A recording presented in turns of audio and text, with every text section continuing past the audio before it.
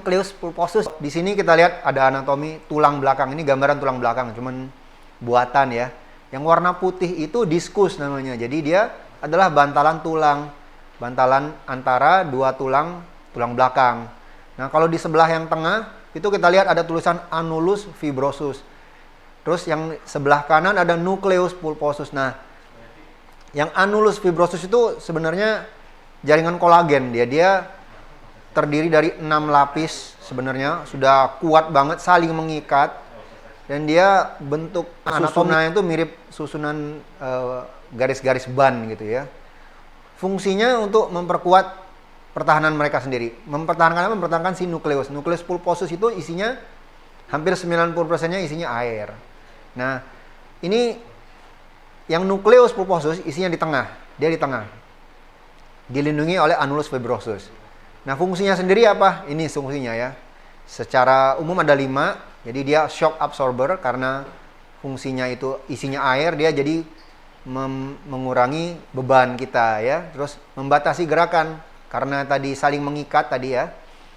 Kita lihat gambar di sebelah kanan atas itu membatasi sebenarnya, membatasi gerak kita. Jadi badan kita tidak bisa muter 180 derajat gitu, nggak bisa. Jadi ketahan oleh si annulus tadi. Nah, kemudian dia juga menjadi penghubung antar tulang. Terus menahan beban aksial itu artinya dari atas ke bawah itu bebannya dibagi rata oleh si air tadi. Nah, kalau semuanya terjaga baik, jadi bentuk tubuh kita yang sekarang kita lihat, nah ini gara-gara si diskus tadi ya, bantalan antar tulang belakang. Nah, jadi kalau herniasi nucleus pulposus atau HNP itu apa tuh jadinya? Jadi itu adalah yang kata itu slip disc beneran. Jadi kata herniasi itu adalah keluar dari tempat normal melalui lubang kecil ya. Nah, bisa hernia yang kita sering dengar itu kayak misalnya hernia di perut ya. Itu kan sering tuh atau di skrotum ya. Itu hernia juga. Nah, ini tapi hernianya terjadi di tulang belakang. Jadi, kalau kita lihat gambar itu annulusnya itu robek sehingga nukleusnya keluar. Nah, kalau dia keluar, dia bisa menekan saraf. Kita lihat gambarnya itu yang warna merah itu sarafnya yang ketekan oleh si nukleus pulposus. Jadi begitu dia keluar, kita sebutnya herniated nucleus pulposus atau HNP singkatnya ya. Nah, ini kalau orang-orang awam sering bilangnya saraf kejepit, ya ini saraf kejepit. Tapi khusus ya lebih ke ngomongnya tulang belakang ya, saraf kejepit. Karena saraf kejepit itu banyak, bisa juga terjadi di pergelangan tangan ya, di siku, jadi banyak sekali. Cuman saraf kejepit yang umum orang kenal itu terjadi di tulang belakang. Nah, penyebabnya apa? Nah, penyebabnya ini secara umum ada 7. Jadi aktivitas berulang, misalnya kalau orang suka bunyiin leher gitu ya. Pernah dengar ya kalau lehernya kayak dipatahin gitu, bunyi gitu, seneng dia ya. Nah, itu. Atau misalnya sering angkat barang terus tapi salah bungkuk terus gitu. Nah, itu bisa meningkatkan resiko terjadi HNP. Kemudian sedentary lifestyle, misalnya duduk ya, lebih banyak membungkuk atau duduk di sofa yang terlalu nyantai gitu ya. Itu bebannya itu tidak terbagi rata sehingga terjadi kelemahan di annulus. Nah, atau dehidrasi, kerja terus lupa minum. Kan tadi kita udah baca bahwa si nukleus pulposus itu 90%-nya berisi air. Dan dia butuh air. Dia akan dikasih air. Jadi kalau kita dehidrasi, dia akan kekurangan air. Kalau kekurangan ini kering dia. Kalau kering, dia cepat rusak. Ketiga yang paling sering itu trauma. Jadi jatuh. Misalnya jatuh dari kursi ya. Misalnya kalau anak-anak tuh gara-gara sering main gitu ya, ditarik kursinya jatuh, ketawa. Nah, tapi itu meningkatkan resiko. Terus obesitas, kelebihan beban. Jadi kalau kita berat badan lebih, otomatis bebannya akan dikasih ke diskus tadi, bantalan tulang tadi kita ya. Terus postur yang salah.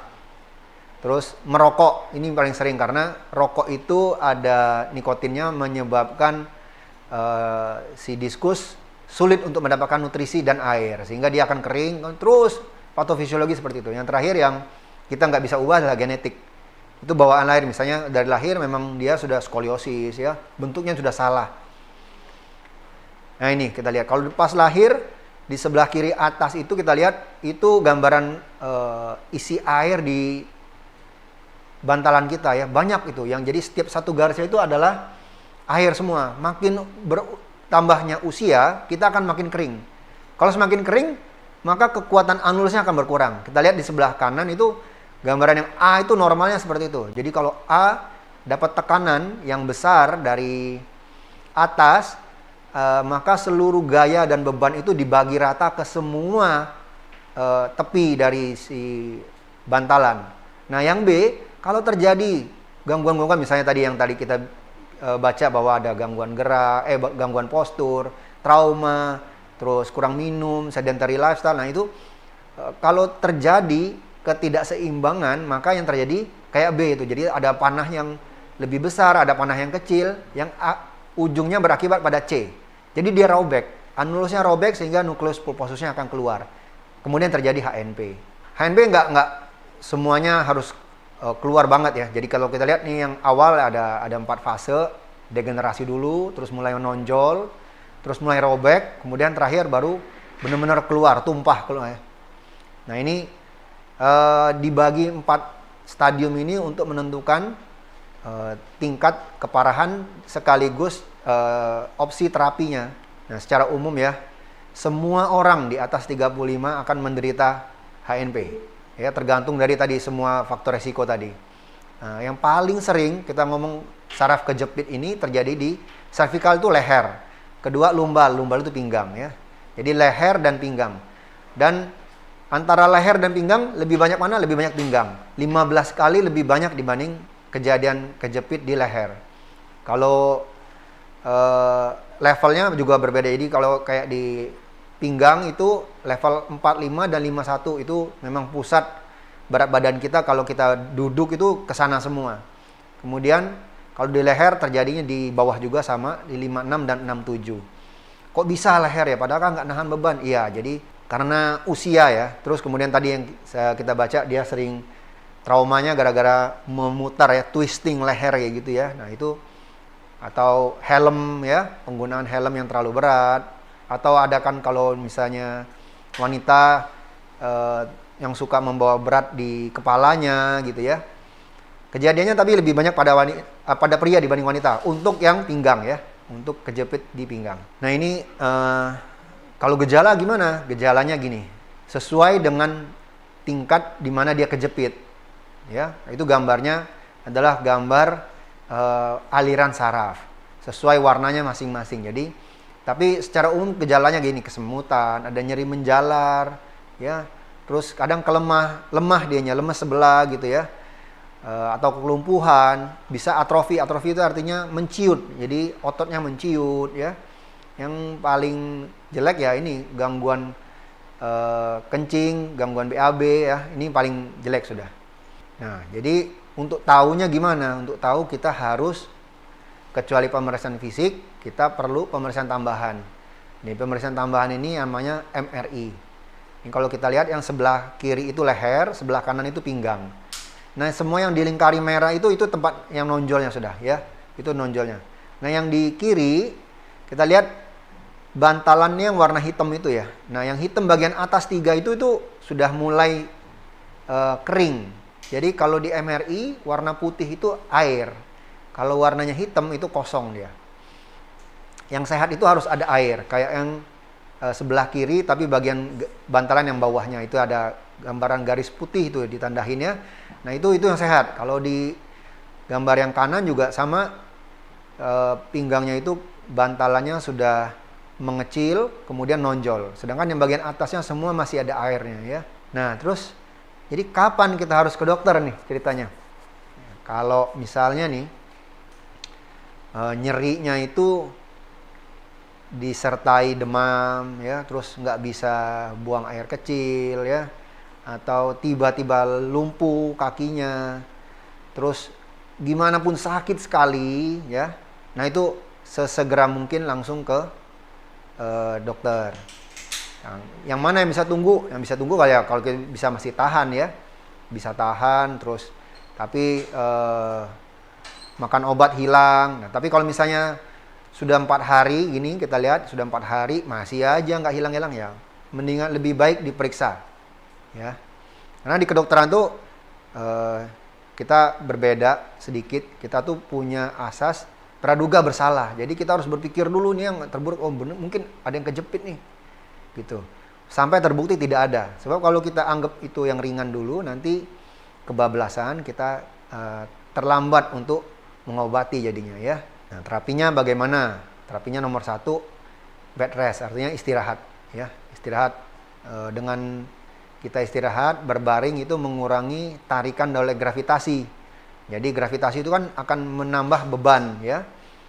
Jadi kalau kita berbaring, tarikannya akan berbeda arah vektornya ya. Kemudian makan obat, obatnya banyak. Jadi bisa anti nyeri dari asam efenamate, Ponstan gitu ya, Panadol semua, steroid sampai terakhir antidepresan ya. Kenapa antidepresan? Karena ya orang kalau kesakitan bisa depresi. Kemudian fisioterapi. Nah, fisioterapi nanti dibantu mengurangi nyerinya, dilatih penguatan otot-otot pinggangnya ya, otot-otot lehernya. Kemudian dibantu olahraga apa aja yang boleh, apa yang tidak boleh. Kemudian terakhir ya ubah gaya hidup ya. Misalnya kita harus turunin berat badan, berhenti merokok, mulai melatih cara duduk yang benar gitu, cara ngangkat barang yang benar. Atau misalnya kalau kerja ya berarti kita harus pakai alat bantu ya. Itu mengubah gaya hidup. Yang terakhir kalau semua ini sudah gagal atau sudah tidak tahan dengan nyerinya atau sudah terganggu fungsi sarafnya ya harus intervensi. Intervensi itu banyak sekali. Salah satunya pembedahan ya. Nah, ini saya kasih lihat untuk pengetahuan aja sih ya. Bahwa antara pembedahan dan tidak dibedah mana sih sebenarnya yang lebih baik gitu ya. Banyak sekali sudah yang meneliti gitu. Sampai 4 tahun diteliti ya. Panjang semua penelitiannya. Khusus untuk ini yang saya kasih lihat yang untuk di pinggang sih ya. Jawabannya tetap sampai sekarang itu lebih baik kalau di operasi secepat mungkin. Karena dia lebih cost efektif. Dalam artian kita mencoba berbagai macam obat, fisioterapi akan tetap mengeluarkan biaya dan habis waktu, habis tenaga ya. Nah, pembedahan itu menurut penelitian-penelitian ini itu jauh lebih baik. Memang pasti akan ada saatnya dia pemulihan ya, tapi tetap lebih baik dibandingkan konservatif. Tindakan konservatif artinya tidak dengan pembedahan ya. Nah, ini yang tadi saya bilang. Jadi nyeri itu mulai dari sakit saja sampai mengganggu tidur, mengganggu mood ya, sampai akhirnya depresi ini. Jadi saraf kejepit itu bisa kayak gini. Nah, saraf kejepit itu menimbulkan nyeri, kemudian nyerinya itu bisa menjadi kronik. Nah, kalau sudah kronik, terapinya berbeda lagi, panjang lagi, ya. Bukan hanya ngurusin HNP-nya saja, jadi kita harus ngurusin sensitisasi sarafnya tadi. Jadi saraf itu memiliki sistem pengenalan, ya. Begitu dia sudah nyeri dan menganggap itu kronik, ya, walaupun penyebabnya itu sudah dihilangkan, si saraf akan tetap merasa nyeri. Nah, itu namanya sensitif dia. Itu pengobatan berbeda. Nah, sedikit untuk membedakan antara asuransi dan BPJS ya. Ini kenapa saya kasih, karena ada beberapa kasus HNP itu yang perlu tindakan cepat. Ya, misalnya Cauda equina syndrome. Jadinya begitu HNP terjadi, kejepit sampai tidak bisa kencing lagi gitu ya. Misalnya itu kita cuma punya waktu 72 jam atau 3 hari ya. 72 jam. Nah, itu 72 jam itu harus segera dioperasi, harus segera dilepaskan jepitannya. Sebab kalau tidak efeknya akan permanen. Ya, selamanya dia harus pakai kateter. Nah, itu kan nyusahin. Nah, kalau kita punya asuransi, bedanya dengan BPJS ini sebenarnya semuanya lebih banyak keunggulan BPJS kalau kita lihat di sini ya, tidak ada plafon, lebih murah ya. Manfaatnya lengkap, semua ditanggung gitu. Syaratnya juga ya cuma ikut iuran doang gitu. Sisanya ditanggung.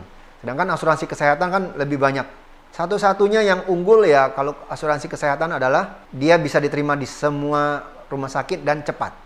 Jadi misalnya hari ini kejadian, hari ini kita bisa mendapatkan segera terapi. Sedangkan kalau BPJS rasanya sampai sekarang masih belum bisa menang dibandingkan asuransi kesehatan yang lain ya.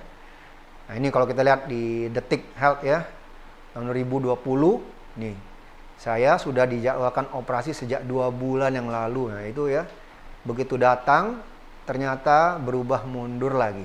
Wah yang kayak gini kan susah. Kalau kita lagi kesakitan, kebayang ya, sakit 2 bulan, wah menderitanya rasanya ya. Kita tuh istilahnya kalau sakit, kanker boleh, tapi jangan sakit gitu loh ya. Pengennya gitu kan, nggak ada nyeri. Jadi kita bisa masih aktivitas biasa. Masih bisa menikmati hidup lah.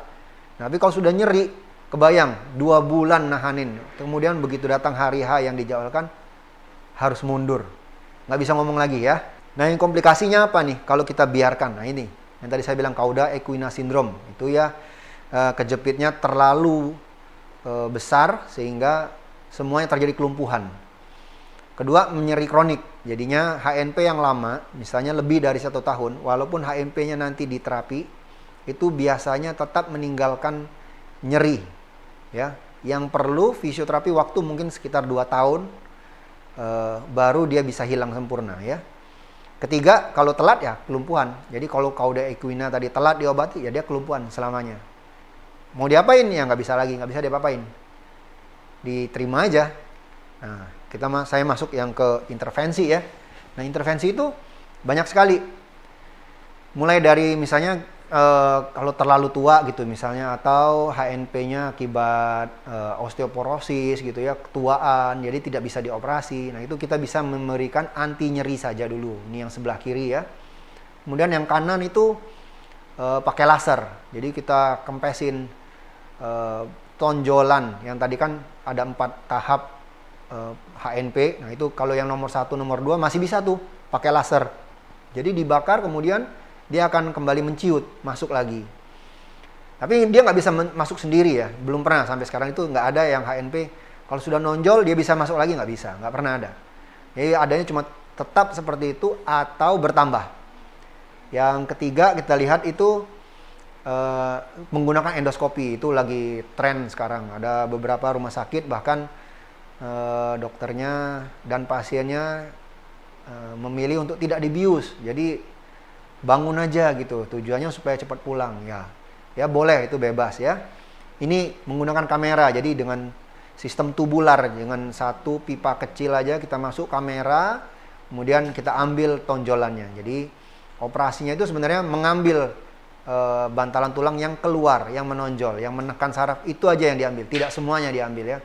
Ada juga yang diambil semua, tapi tergantung kasusnya ya. Berikutnya nih untuk leher misalnya nih, kalau zaman dulu teknologi belum masuk ke Indonesia ya. Itu terapinya yang kayak gini nih, yang kiri atas. Jadi tulangnya dicopot semuanya.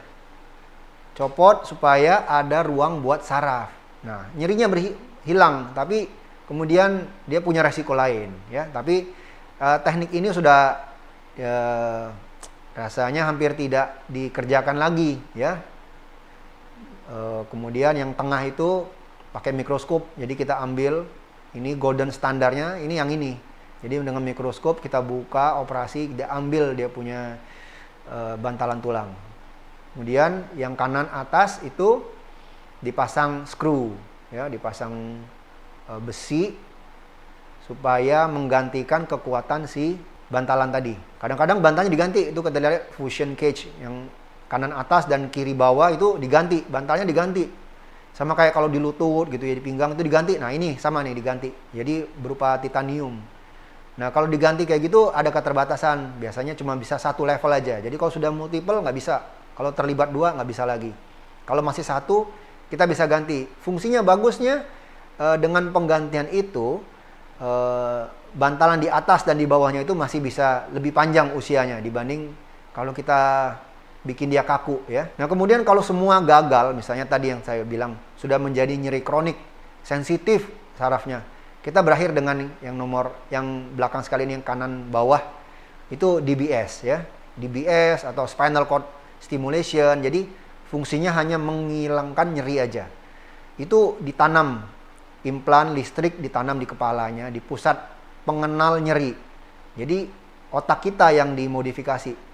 Penyebabnya mungkin sudah hilang, tapi nyerinya karena masih ada.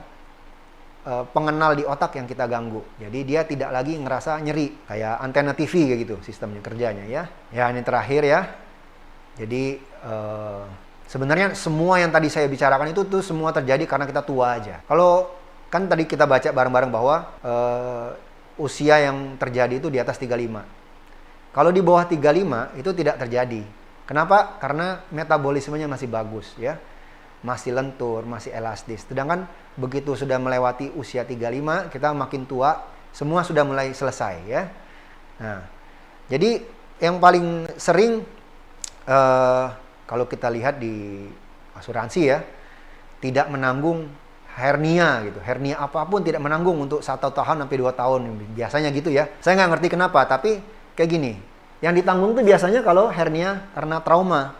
Tadi kita lihat ada gambar ya. Saya mundur sebentar ya. Kita lihat di gambar ini bahwa kejadian HNP itu paling banyak ini yang sebelah kanan atas, sebelah kanan ini karena trauma, karena ada tekanan. Jadi kalau tidak ada tekanan mendadak, dia tidak akan pernah robek. Mungkin melemah ya, tapi tidak akan robek. Jadi kalau menurut saya, ini kecuali karena tua, penyebab HNP yang paling sering itu adalah trauma. Ini entah ini info ini apakah bermanfaat buat asuransi gitu ya. Saya kurang tahu juga. Paling itu aja yang